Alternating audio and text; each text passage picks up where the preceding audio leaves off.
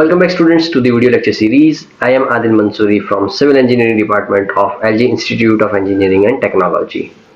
In the previous videos, we have already discussed about the different types of pipe and the procedures to lay and test these connections.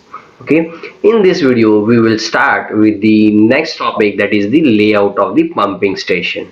So dear students, in the picture you can see that this is a layout of the pumping station, right? So on the left hand side, right here, it is the underground tank, and the tank is connected to one common pipe, and one common pipe is connected to number of pumps and motors, right? And from this number of pumps and motors, it is connected with the delivery pipe, where it is going into the particular area reservoir, right? And from there it is distributed. Clear?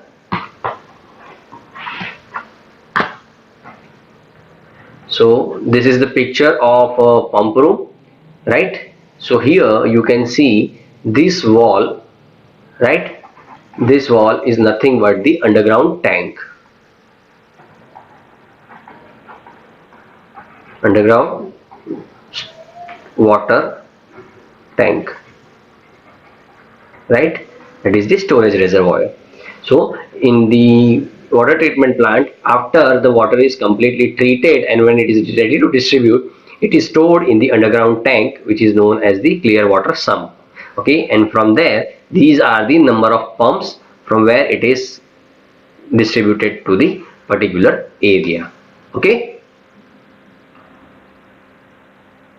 so let us now start with the pumps.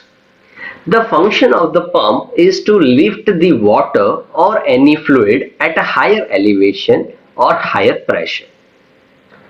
In waterworks, pumps are required for various circumstances. At the source of the water, to lift the water from rivers, streams, wells, etc., and to pump it to the treatment works, or at the treatment plant to lift the water at various units so that it may flow in them due to the gravitational flow only during the treatment of the water. Clear? So these are the circumstances.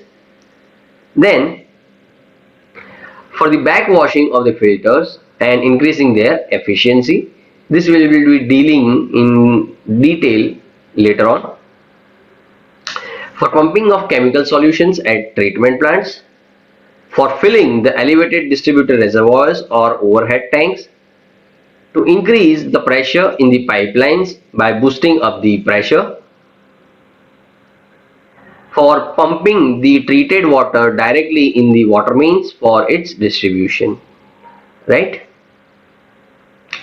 So let us now have a look at the classification of pumps. So classification based on the principle of operation. So first one is the displacement pump, then it's the centrifugal pump, then airlift pump and impulse pump. So these are four different types of pumps based on the principle of operation, right? Then it is classification based on the type of power required: electrical driven pump, gasoline engine pump, steam engine pump or diesel engine pump. Okay, so it is the based on the type of power required. And last one is the classification based on the type of services, that is low lift pump, high lift pump, standby pump, deep well pumps and booster pumps. Okay, so these are the classification of pumps, clear, on based on principle of operation, type of power required and the type of services. Clear? Let us now move ahead. So the next topic is factors affecting selection of pumps. First one is the capacity of pumps, then the number of pumps and units required, suction condition, lift or total head, discharge condition and variation in the load, floor space requirement, flexibility of operation, starting and priming characteristics, and last one is the initial cost and the running cost, right? So for pumping more quantity of water, the capacity of pump required will be more, that is in terms of brake horsepower, right? Then number of pumps or unit required, that is in water treatment plant there are number of pumps for pumping of water to different areas. For example, 6 pumps are present in certain water treatment plant, where are 4 pumps are working continuously and 2 are kept standby.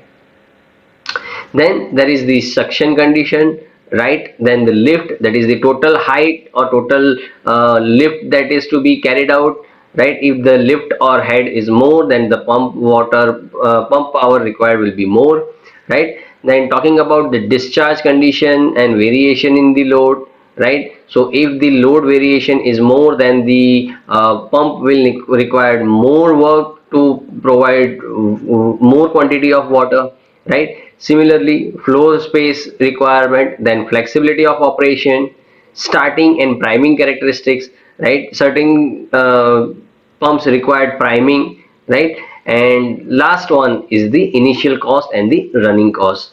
So the cost is also an important factor. Clear? So let's talk about the first one, that is the displacement pump. In this type of pump, vacuum is created mechanically by movable parts of the pumps. In the vacuum, first the water is drawn inside the pump, which on the return of mechanical part of the pump is displaced and forced out of the chamber through the valve and pipe. The backflow of water is prevented by means of suitable valves. Okay. Then the following are the two main types of displacement pump. First one is known as the reciprocating pump and the rotary pump. Okay. So you can see over here, right? These are the reciprocating and the rotating pump. Okay. That is here. This is the piston, right? This is the piston. So this will keep on moving like this, right? And back and forth it will move, right? And it will pump the water. Clear? And here in this case rotors are present, right? So rotors will be moving, right, in this direction and in this direction. So the water will flow from this side to this side. Okay, clear? It will be moving this side, so water will flow from this side and it will move in this side. Clear? Let us talk about reciprocating pumps. So they are of different types. First one is the simple hand operated reciprocating pump, then power operated deep well reciprocating pump, then single acting reciprocating pump, and double acting reciprocating pump. So here you can see the picture of reciprocating pump, right? Clear?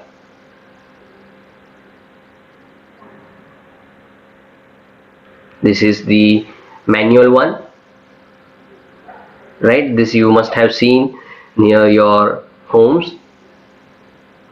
Clear?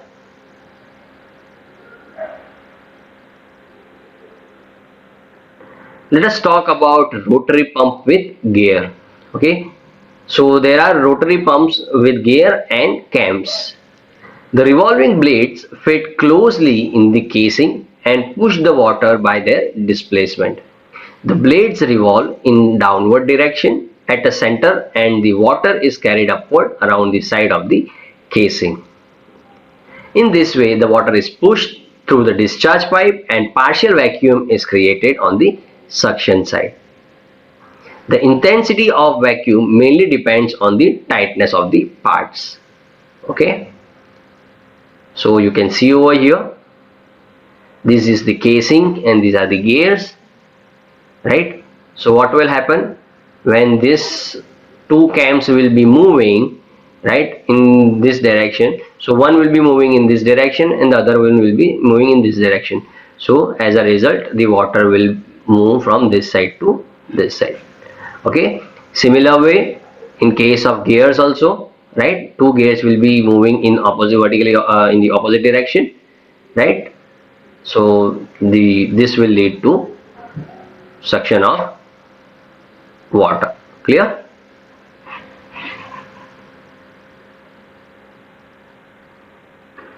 Next is the rotary pump, right? Clear? Let us talk about the advantage of the rotary pump. They do not require any priming as they are self-primed. Then the efficiency of these pumps is high at low to moderate heads up to discharge of 2000 liters per minute. These pumps have no valves and are easy in construction and maintenance as compared to the reciprocating pumps. These pumps give steady and constant flow, and these pumps are deployed for individual building water supply and for fire protection. Clear? Talking about the disadvantage, the initial cost is very high. Maintenance is high due to abrasion of the cams and gears. They cannot pump water containing suspended impurities, as the wear and abrasion caused by the impurities will destroy the seal between the cans and the casing. Let us talk about the centrifugal pump. These pumps work on the principle of centrifugal force, therefore they are known as centrifugal pump. The water which enters inside the pump is revolved at high speed by means of impeller and is thrown to the periphery by the centrifugal force. Right? So over here you can see,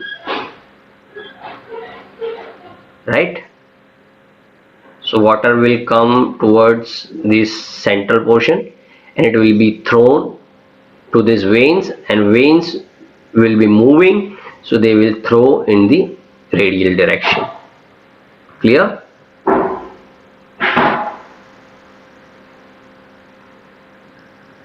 So you can see over here, this will be the suction pipe, right? And when it will reach the veins or impellers, the impellers will take the water and throw it in the radial direction and it will be discharged. Okay? So these are the open impellers and these are the closed impellers.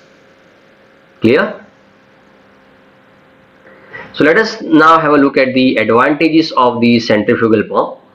Due to compact design, they require very small space. They can be fixed to high-speed driven mechanism, and they have rotary motion, due to which there is low or no noise. They are not damaged due to high pressure. Talking about the disadvantages, they require priming. So what do you mean by priming? So it is the process of removing air from the pump and suction line to permit atmospheric pressure and the flooding pressure to cause liquid to flow into the pump. The rate of flow of water cannot be regulated. Any air leak on the suction side will affect the efficiency of the pump. Clear? They have very high efficiency only for low head and discharge. The pump will run back if it is stopped with the discharge valve open. Okay students, so that's all for today's video. We will discuss some new topics in the next video.